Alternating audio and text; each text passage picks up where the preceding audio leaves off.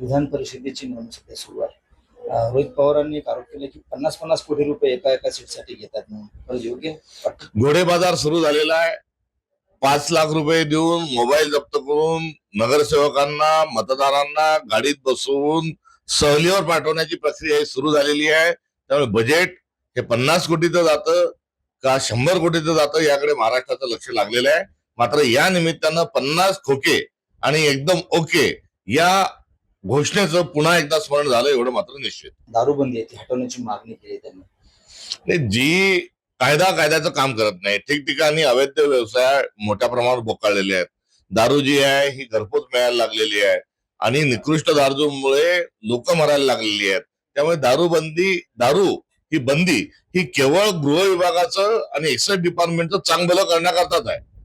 त्याचा तात्पर्य आहे की बंदी तुम्ही केल्यानंतर शासनाने कडक स्वरूपामध्ये ही कारवाई केली पाहिजे, प्रशासन चाललं पाहिजे. मात्र प्रशासन गुंडाळून ठेवून केवळ हप्ते वसुलीचं काम दारूबंदीच्या नावाखाली जे केलं जात आहे त्या अनुषंगाने त्यांचं विधान असावं. 6 तारखेला दिल्लीमध्ये ते आंदोलन करणार आहेत केंद्रीय आरोग्य राज्यमंत्र्याचा राजीनामा घेण्यासाठी. तुमचा पाठिंबा असणार त्याला काय भूमिका आहे?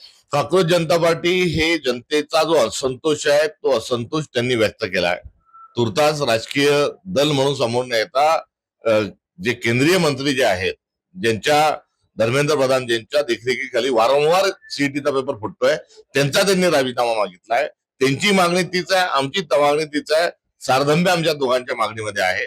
त्यामुळे 6 तारखेला त्यांचा जो जनतेचं धरणे आहे त्या अनुषंगानं सरकारनं त्या मंत्र्याला तात्काळ बडतर्फ करावं ही आमची मागणी आहे. आणि ते लोकशाहीच्या पद्धतीनं परवानगी घेऊन जर धरण्याला बसतात आहे तर सरकारने त्यांना बसू द्यावं. भाजपवर नाराजी व्यक्त केली होती, खतखत व्यक्त केली होती. त्यानंतर संजय गायकवाड यांनी सुद्धा नाराजी. आम्ही वारंवार सांगत आलोय की भारतीय जनता पक्ष ही विरोधी पक्ष खाणारी चटकीन आहे आणि या विरोधी पक्षाच्या सोबतच जो जवळ राहील त्याचा पहिले भक्ष घेतल्याशिवाय राहत नाही. ज्या पद्धतीने एकत्रित शिवसेनेला बाळासाहेब ठाकरेंच्या नेतृत्वात भारतीय जनता पक्ष महाराष्ट्रात ही पनपली, ती वाढली आणि त्याच बाळासाहेब ठाकरेंचा पक्ष फोडायला ते माननी मागे पुढे जेवणी बघितलं नाही. हाच कित्ता भारतभर हा त्यांनी ठेवलेला आहे आणि आगामी काळात त्यांचे जे तथाकथित मित्र पक्ष आहेत, एक तर पक्षातून त्यांना सत्तेतून बाहेर जावं लागेल किंवा त्यांचे पक्ष जे भारतीय जनता पक्षात विलीन करून घ्यावे लागेल. हे अनेक दिवसांपासून आम्ही जे बोलतोय त्याच आता कुठेतरी अनुमोदन मिळालंय असं म्हटलं चुकीचं ठरणार नाही. जे काँग्रेसचे उमेदवार होते त्यांचा अर्ज बाद झालाय. आदित्य फत्तेपूरकर हे उमेदवार होते आपले आणि अर्ज बाद झाला तर म्हणजे काँग्रेसचे जे सूचक होते नागेश भोसले यांची सही बोगस असल्याचे त्या ठिकाणी समोर आले.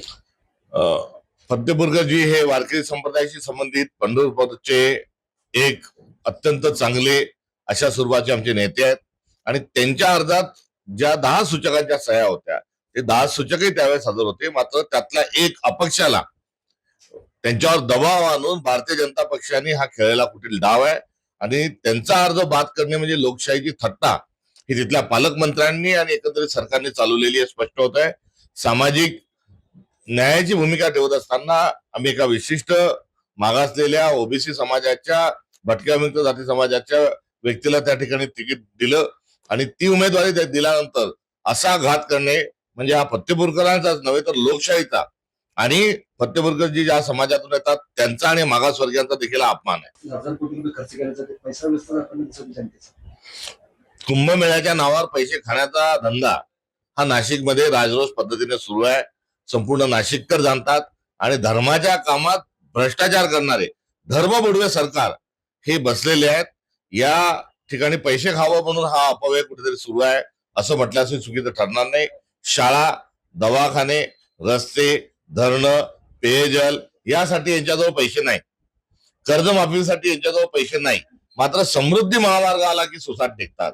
शक्ती महापीठ आलं की थांबत नाही आणि कुंभमेळ्याच्या निमित्तानं आर्थिक तरतुदी करून भ्रष्टाचाराचं सैराट या सरकारने या उच्चांकाच्या अनुषंगाने कुठेतरी स्थापित केलंय. कुंभमेळ्यामध्ये येणाऱ्या साधू संतांनी शस्त्र परवान्याची मागणी केली आहे, कसं पाहायची? भारतीय दंड संहिता आणि एकंदरीत संविधानिक मूल्यांच्या अनुषंगानं मग तो राजा असो का रंक असो, संत असो का भक्त असो, सर्वांनी आपल्या संविधानाच्या अनुषंगाने आपला आचार, विचार, व्यवहार आणि उच्चार असला पाहिजे.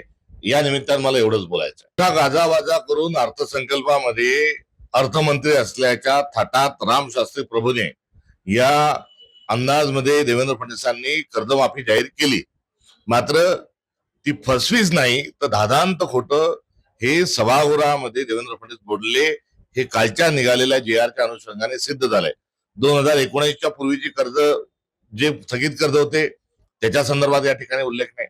महात्मा फुले कर्ज योजनेच्या माध्यमातून 50,000 रुपयांच्या अटीच्या अनुषंगानं त्याचाही त्याच्यामध्ये सहभाग नाही. त्यामुळे एकंदरीत ही बाहेरून कीर्तन आणि आतून तमाशा अशा स्वरूपाची कर्जमाफी आहे. आणि महाराष्ट्र सरकार हे महायुतीच्या माध्यमातून हे शासन चालवत नसून प्रशासन चालवत नसून हे तमाशा चालवत आहेत. आणि तमाशा मंडळाचे अध्यक्ष आता मुख्यमंत्री देवेंद्र फडणवीसांना म्हटलं तर चुकीत ठरणार नाही अशी ही फसवी आणि शेतकऱ्यांची थट्टा करणारी कर्जमाफी आहे. ज्या थाटात देवेंद्र फडणवीस अर्थसंकल्पाच्या वेळेस बोलले होते अगदी तशीच्या तशी कर्जमाफी त्यांनी ताबडतोबीने करावी. अन्यथा मोर्चांचा सुरू असणारा आमचा क्रम हा अधिक तीव्र केल्याशिवाय आम्ही राहणार नाही.